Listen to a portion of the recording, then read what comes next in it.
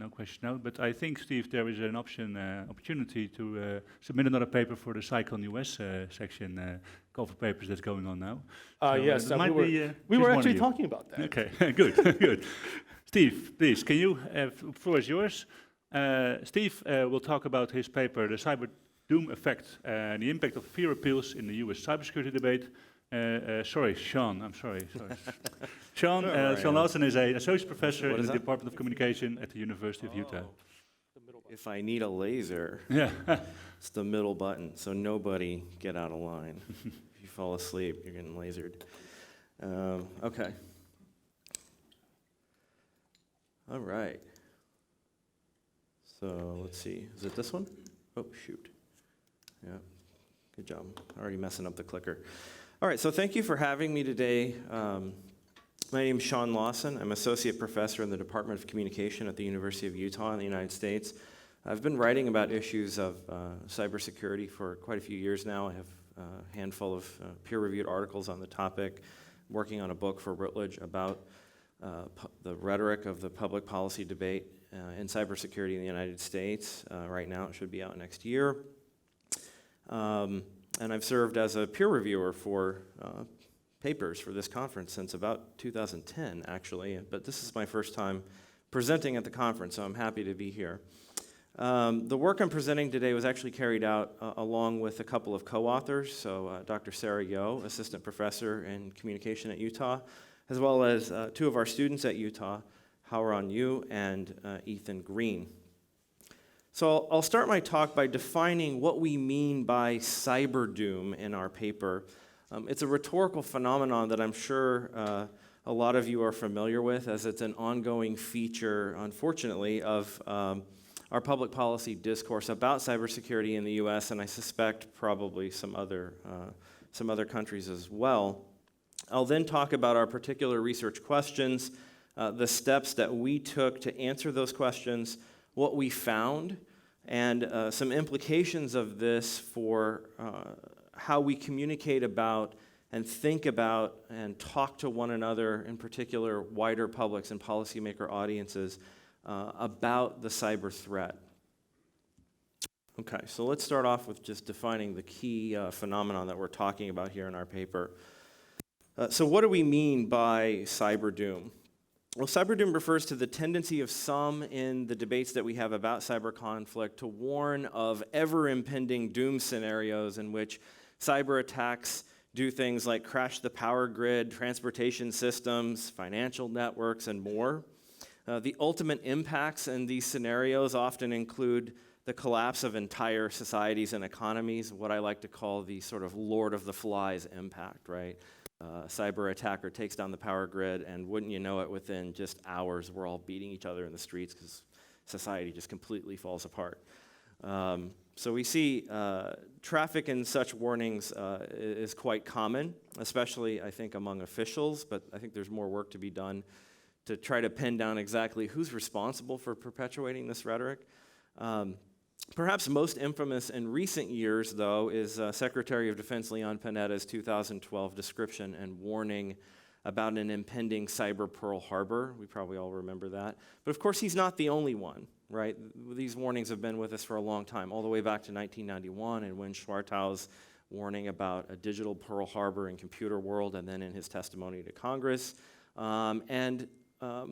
One of the reasons why we undertook this research is because these warnings continue to this day.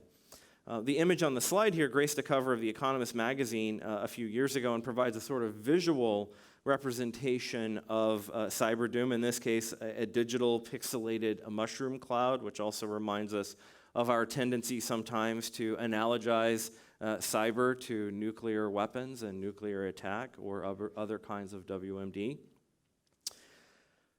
But there are a number of potential harms to our ongoing use of such rhetoric in public policy debates about the nature and future of cyber conflict.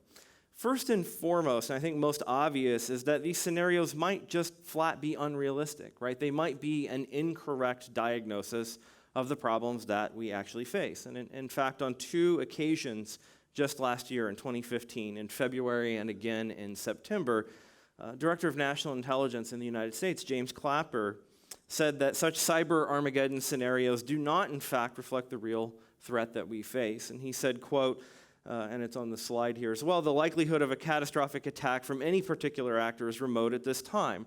Rather than a cyber Armageddon scenario that debilitates the entire U.S. infrastructure, we envision something different. We foresee an ongoing series of low to moderate level cyber attacks from a variety of sources over time, right?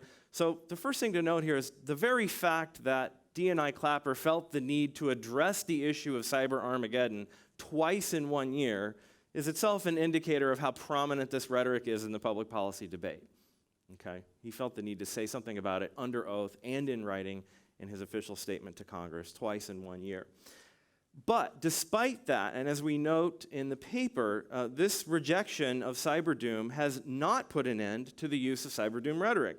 Lawmakers, other intelligence officials, journalists, and others continue to warn of an impending cyber doom. So what negative impacts could this have beyond just, an incorrect diagnosis of the problem?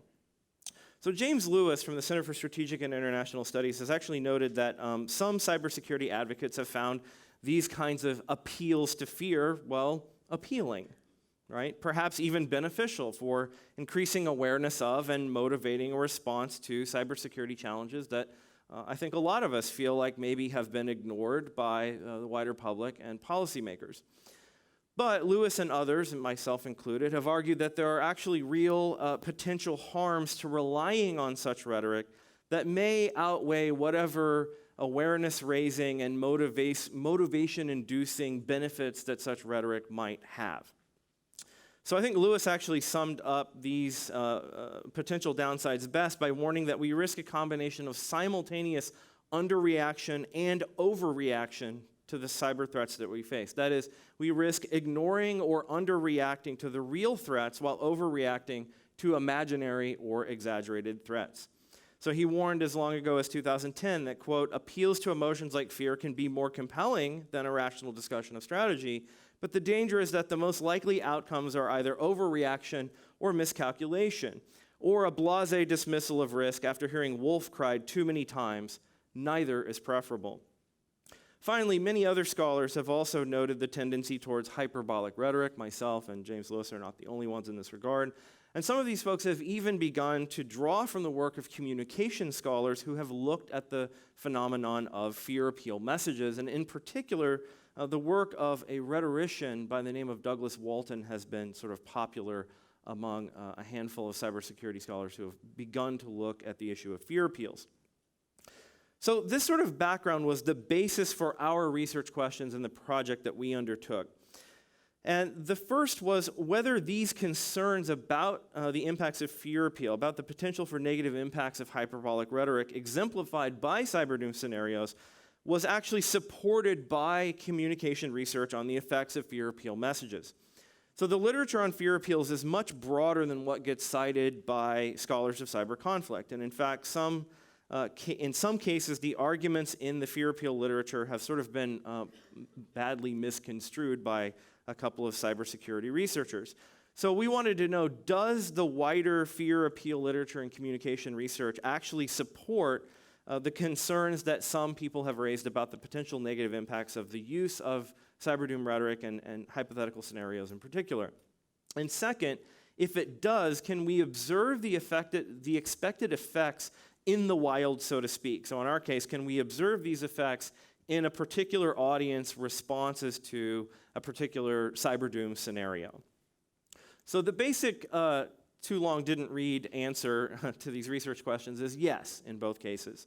First, even though some cyber conflict researchers have sort of misread and misappropriated the work of Douglas Walton in a couple of cases, nonetheless, the larger body of fear appeals research does support the concerns that they've raised about the potential negative effects of this rhetoric. Second, as we'll see in just a moment, audiences react in expected ways when presented with an over-the-top cyber doom scenarios. That is, they respond by either ignoring the message entirely or reacting in fatalistic or counterproductive kinds of ways. Okay, so the way that we approached these questions was in a two-phase process. The first was that we reviewed a wider body of existing communication research on fear appeals than what has typically been used in cybersecurity research to this point. In particular, we looked at the quantitative social science literature on fear appeals. This literature has mainly focused on the use of fear in health campaign messaging. So, for example, trying to convince people to stop smoking or to wear their seatbelts, these sorts of things. However, the fear appeals approach has also been taken up more recently in the academic literature on information security. So the health communication research on fear appeals goes all the way back to like the 1950s and 1960s. Just in the last decade or so, information security researchers have begun to import some of the work from fear appeals into the work that they do, and this involves messaging to try to convince people to do things like, follow the company IT security policy, update your software, install antivirus. How do you convince people to take those kinds of actions? So the basic idea here was to start from a basis of what we already know. And so a theme at the conference that I've seen several times over the last couple days is that so much of the time in cyber conflict, we resort to hypothetical scenarios or just sort of pure imagination, speculation, or theorization. But we do have a base of knowledge from history, from social science, and elsewhere from which to draw to help us think about cybersecurity. And that's the case here as well. So existing research says that fear appeals are usually composed of 4 components, 2 threat components and 2 response components. That is, a communicator must convince the audience that the threat is harmful and that the listener is actually susceptible to that particular threat. The communicator should also communicate, however, that something can be done in response to the threat and that the listener is capable of carrying out that response. Existing research has shown consistently that use of fear can be helpful in raising awareness and motivating action. However, there's a caveat. More fear is not better. In fact, too much fear, especially in the absence of clear communication that there is an obtainable and effective response to the threat, can have the opposite effect, causing people to ignore the warning or react with fatalism or demotivation to act. That is, the threat and response components of a fear appeal message must be carefully balanced for the fear appeal to have productive effects. So our next step was to test whether we can see these kinds of effects in an audience exposed to a particular cyberdoom scenario. So for this phase, we focused on a National Geographic Channel docudrama that aired in October 2013. This show, called American Blackout, depicted what might happen in the event of a catastrophic cyber attack on the United States. Although the show was entirely fictional, it began with 2 epigraphs with some sort of scary sound effects and music in the background that was meant to communicate to the audience that though this was fictional, this kind of scenario is an entirely realistic thing. Okay, so we have some experts, this is based on expert imaginations and opinions here. So we started by conducting a rhetorical analysis of the show using the framework of the main components of fear appeal messaging. And we noted the degree to which the show emphasized the various components of fear appeals over other components. Next, to measure audience response, we collected tweets about the show using the hashtag American Blackout, which National Geographic was encouraging people to use. And we collected about 16,500 tweets over a period of about 12 to 13 hours during the evening that the show was running. After cleaning that data and removing a bunch of duplicates, non-English tweets, et cetera, we were left with about 3,500 tweets. 2 coders, the students in this case, content analyzed these tweets for a number of variables related to the fear appeal components and also what kind of responses people perceived in the show. So preventive responses that could be used either by individuals or government to prevent such a scenario, or responses to react to such a scenario were it to actually occur. And then one of the things we were most interested in is coding for expressions of fatalism or avoidance, right? So people saying, there's nothing we can do about this, or this is so scary, I'm going to turn it off. I don't even want to think about this. I don't want to watch this, right? These kinds of responses. And intercoder reliability was achieved for the content analysis of all the variables. So this slide shows the table from our paper that explains our code book, the definitions of the variables, and some example tweets. It's kind of hard to read on here, but you can see more details in the full paper. Okay, so in our rhetorical analysis, we found that the program focuses entirely on the threat component of a fear appeal message with little, if any, explicitly recommended or even implied responses that individuals or government can take to effectively prevent or react to such a scenario. Electricity and basic social cohesion were depicted as one and the same in the show. So when the lights go out, society quickly, within like a couple of hours in this scenario, devolved into sort of a Lord of the Flies scenario. Our favorite scene was one guy killing another guy over a can of peaches, and I think this was like, less than 2 days into like the power being out. People are killing each other over canned goods, right? This framing was reflected in the results of our content analysis. So those who tweeted about the show were much more likely to tweet about the perceived susceptibility or severity of the threat than they were about the any perceived response mechanisms in the program. In fact, those who tweet, there were less than half as many tweets about particular responses than there were about perceptions of the threat itself, the severity and susceptibility to the threat. Of those who did tweet about potential responses, personal prepping was the most popular possible response that people tweeted about. And so that involves, sort of stockpiling food, water, guns, etc., which is sort of an antisocial and perhaps even counterproductive response in the grander scheme of things. So based on these findings and what we know from fear appeals research, one would expect that those who had heightened perceptions of threat would also have a higher tendency towards fatalism or avoidance. And indeed, this is what we found. Where perceptions of severity and susceptibility were absent, expressions of fatalism or avoidance were also low. Conversely, however, when perceptions of severity and susceptibility to the threat were higher, so too were expressions of fatalism and avoidance, right? So those are those responses that say, it's too scary, there's nothing we can do about it, this is inevitable, or it's too scary, I'm turning the TV off, I can't watch this. Right? These kinds of responses.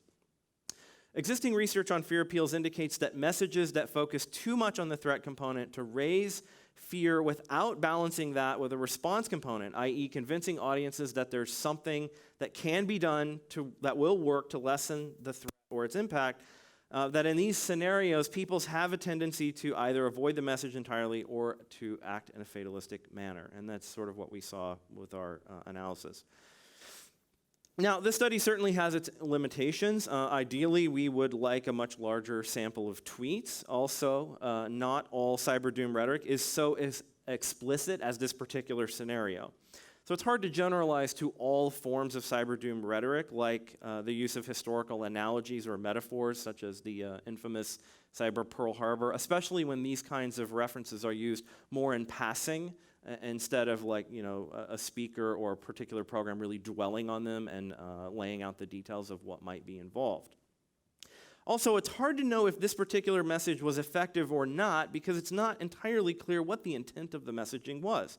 So if we judge this as a fear appeal, however, it would seem to have been a failure, right? If it was meant to communicate a threat and a response, it failed because neither we nor the audience perceived the existence of a recommended response in this particular fear appeal message.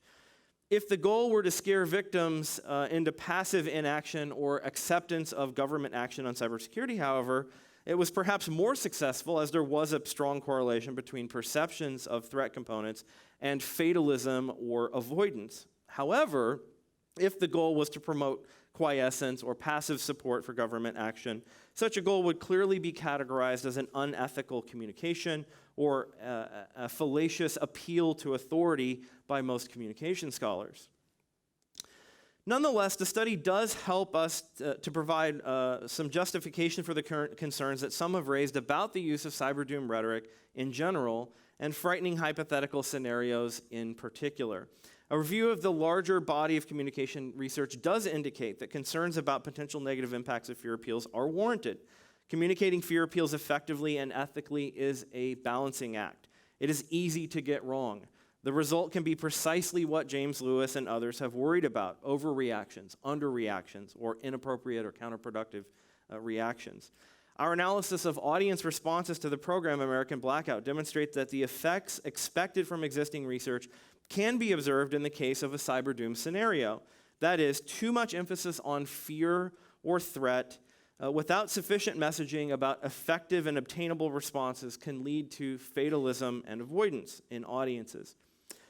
Some people believe that government should take the lead on cybersecurity and that we haven't done enough thus far and have left private organizations and individuals to fend for themselves. So Michael Hayden has, for example, made this argument in recent months. Others, on the other hand, argue that, in fact, we must have a decentralized response, that government cannot do it all. So, for example, Peter Singer sort of advances more of a public health kind of model of cybersecurity. Whatever the case, whether through neglect or as a primary policy response, private organizations and individuals must be motivated to act and to do more on cybersecurity in our current environment. Thus, for those of us who must communicate about cyber threats, we should implement a dictum based on Michael Pollan's advice about diet and food in his New York Times bestselling book, The Omnivore's Dilemma, which some of you may have read. And in that book, he says, eat food, not too much, mostly plants. In our case, when trying to raise awareness and motivate action on cyber threats, we might say instead, use fear, but not too much, focus on effective and obtainable responses. So communicating about cyber is vitally important. This was emphasized by the president of Estonia in his opening remarks to the conference. And in fact, Dr. Tim Stevens reiterated the importance of discourse as a form of productive power in his talk yesterday. Another recurrent theme at this conference has been looking to history and existing bases of related knowledge to guide us. So in the panel on power, we were encouraged to look at the long history of research on power to understand how power works in cyberspace. Dr. Ridd encouraged us this morning to look at the history of cybernetics, and Dr. Levicki encouraged us to look at the past theorizations of information warfare. Likewise, in communicating about cyber threats with policymakers and wider publics, there is existing knowledge in communication science that can guide us. With fear appeal, that work spans all the way from Aristotle up to recent experimental social science research, and we should look at that work. Again, this work is clear. More fear is not better. A little bit goes a long way and must be balanced, as Aristotle said, by buoying the courage of audiences to act. Fear alone cannot achieve that effect, and in fact, by itself, it might have exactly the opposite effect.